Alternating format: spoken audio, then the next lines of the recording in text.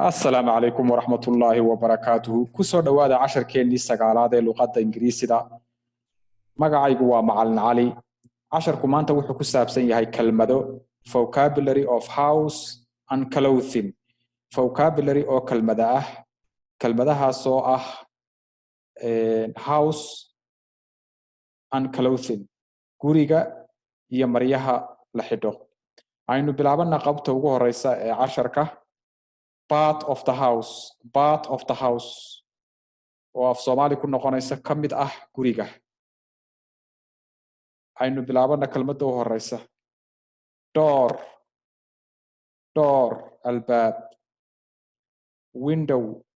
window daaqad ceiling saqaf roof saqafka sare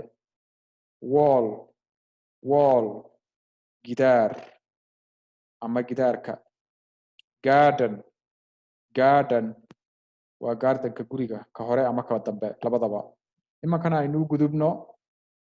qaybtii labaad ee casharka things in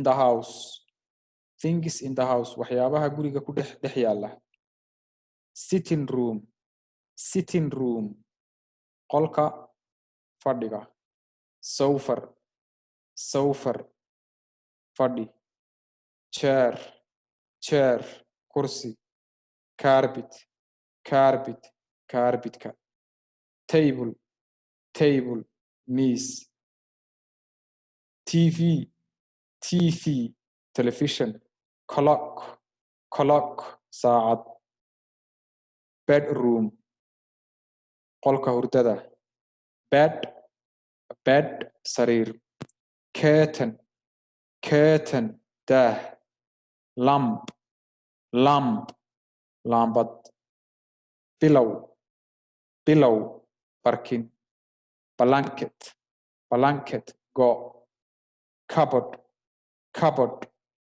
cupboardka kitchen room matbakh dishes weelka fridge talaajad sink meesha dhaqitaanka cooker kariso bathroom towel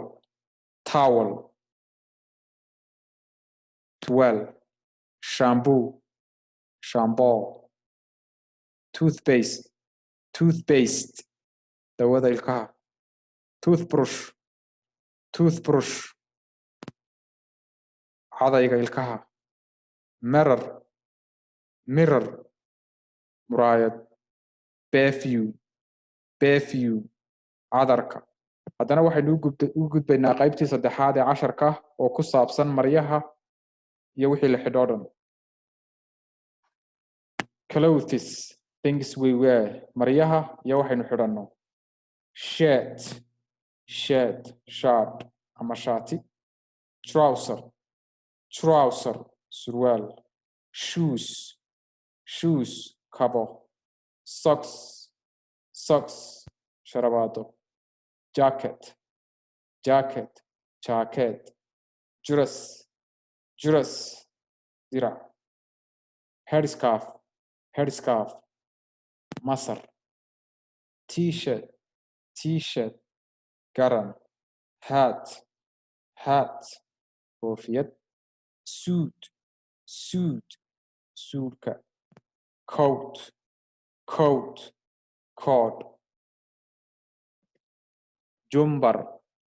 jumbar funaanad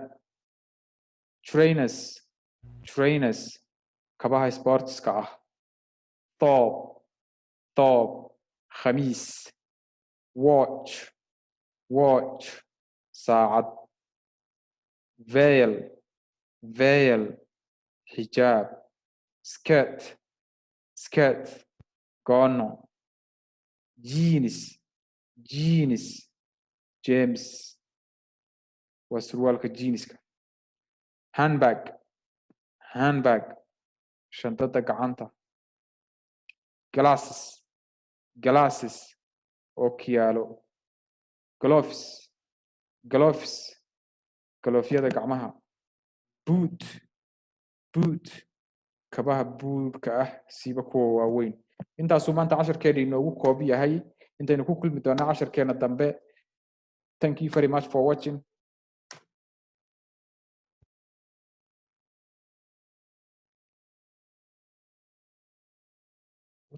what is it